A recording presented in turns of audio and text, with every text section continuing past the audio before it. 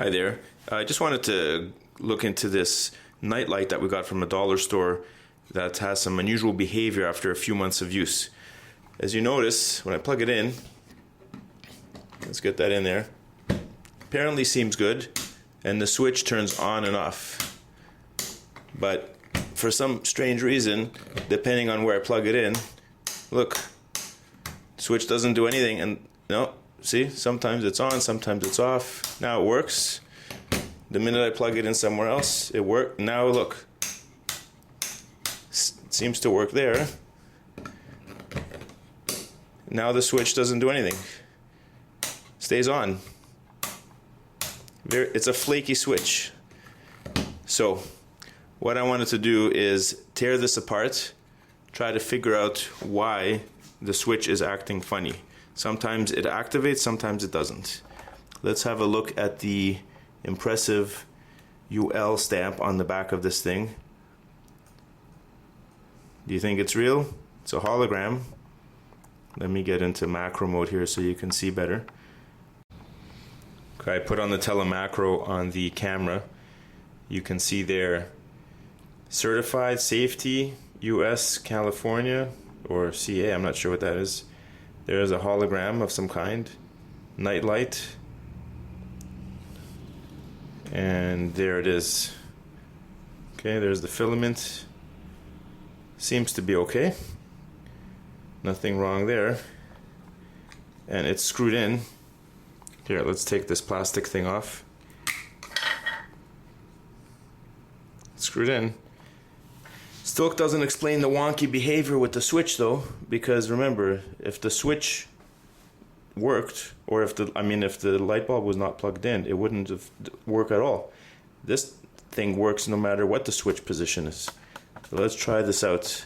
I'm gonna plug it into the socket. See? Okay, let's try the switch. On, on, on, on.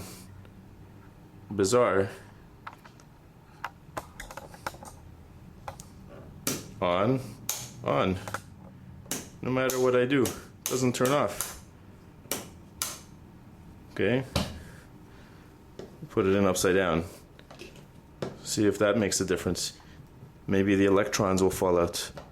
Oh, it doesn't go in upside down. It's polarized. See, one end is bigger than the other. Alright. Oh, if I push it in like this, seems to work. Here. If I push it in, works normally. Strange. But if I don't push it, switch does nothing. If I push it in, well, now it doesn't do anything either. Okay. Anyway, let's open this thing up and try to figure out what's going on with this weird switch. Okay, so time to open it up. I see one screw over here, so let's unravel that. Maybe I should take the light bulb out just in case. We'll leave it here. Okay, here we go. Okay, there it is. And let's see, is there something else here? Does it need to snap open? There's the inside. Okay, looks like it's glued. The top part here is glued together. I wonder if that screw means something. Maybe I have to tighten it and that allows the light switch to work. Maybe somehow there's a wire that the switch touches or is supposed to squeeze. Okay, I'm tightening that screw more. Okay, here we go, really tightening it. Let's see if this actually did anything before I start opening this thing completely. Let's plug it in again. Still in the off position. Oh, now it works. Okay.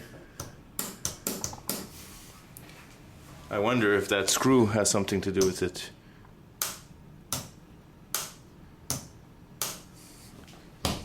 Okay. Here. Let's loosen it up a bit. There. It's loose. No. Oh, now it seems to do it again. Maybe it's not going all the way out maybe it stays. See here, it turns off at this position. Yet before, it would be on all the way till the end. I still can't figure out what in the world could be happening here. Here, I'll tighten up that screw again.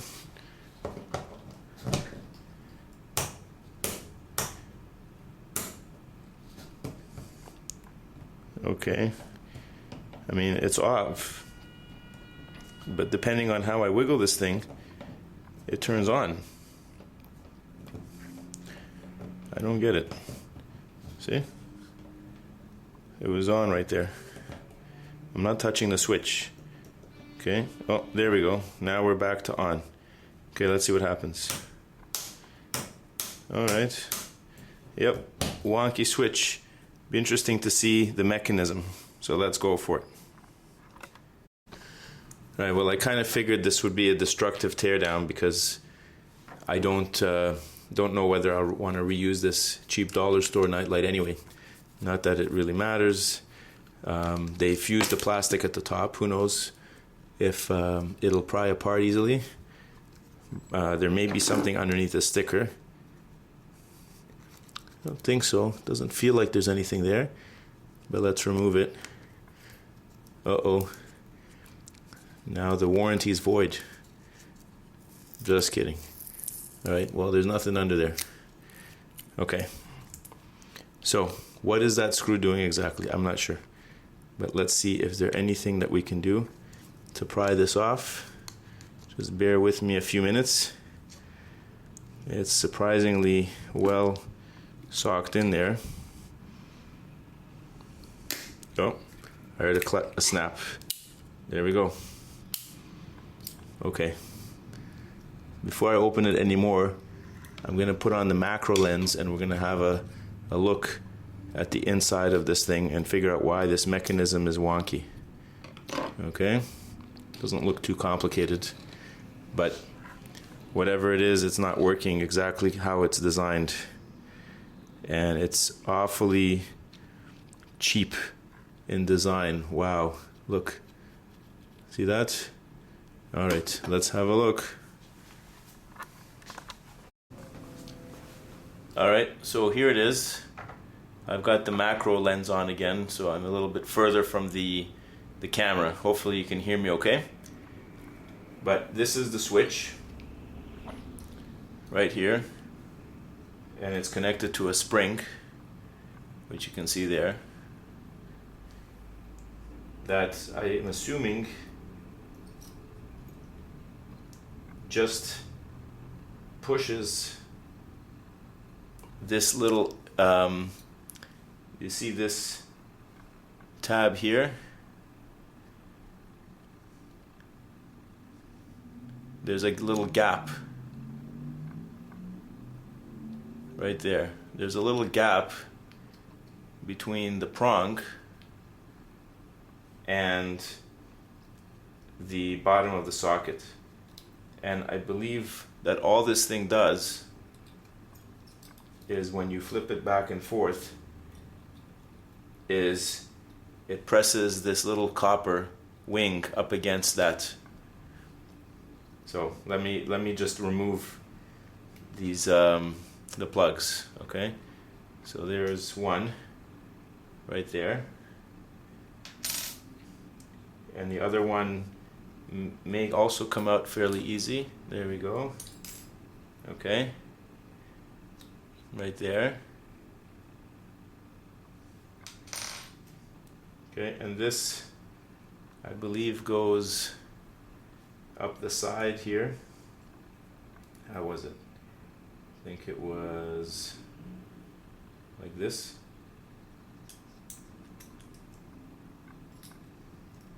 Or like this. Oh, like this. Okay. It was embedded in like this. Okay.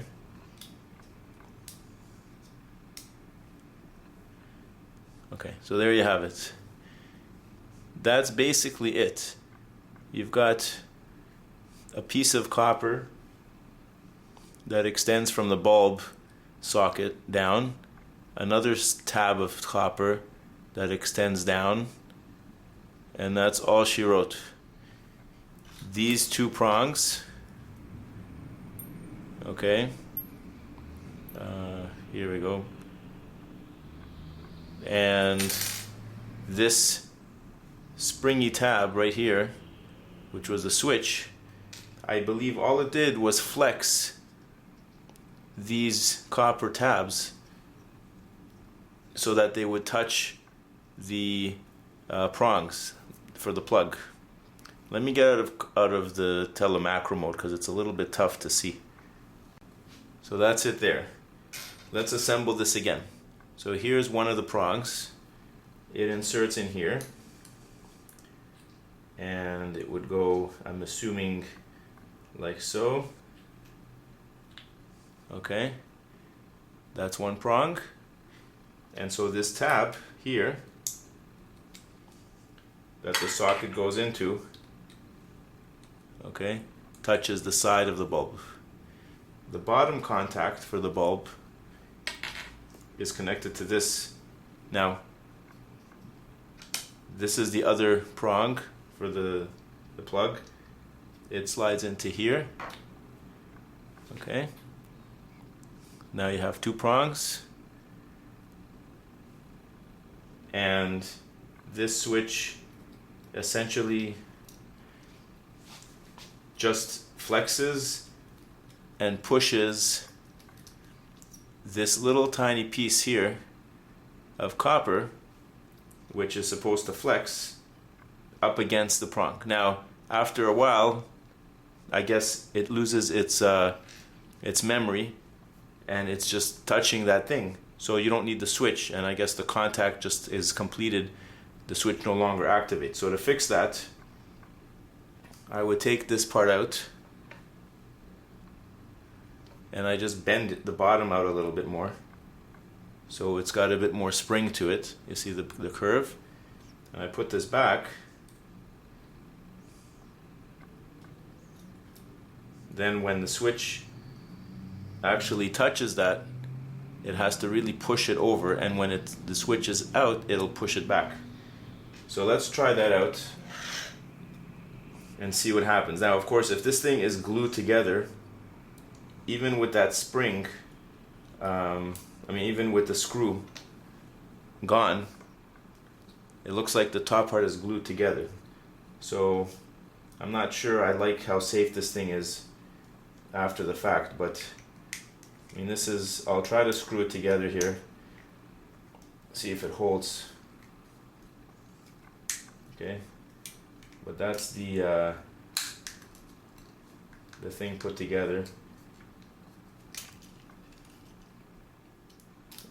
The spring is fine, that one's fine, everything is connecting up where it should be. Okay, let's screw this together. Now, of course, the screw is actually doing something. It's really holding it together. Okay. Okay, we'll plug this in. Hopefully I won't fry something. I'm gonna zoom out. Oh, the other way. All right, here goes nothing. Okay.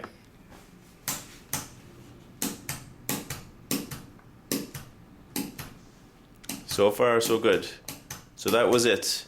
So these things were a few months old. So only after a few months, that because it's such a cheap switch construction, it's enough to permanently deflect and bend that little piece of copper so that it's constantly touching the other prong.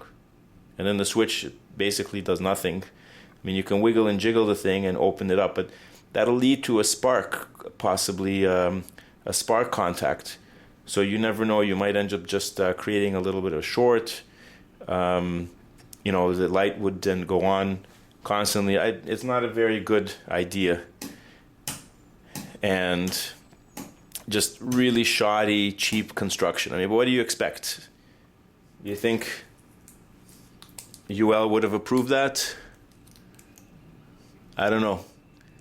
I certainly don't think so. I hope not, because that didn't seem like a very good design. But please, if you're an electrician or you work for a professional lab and you know about this stuff, please leave a comment in the video and let me know if this is really UL approved and if that switch construction really is a good design. Thanks again for watching, and hope to see you next time.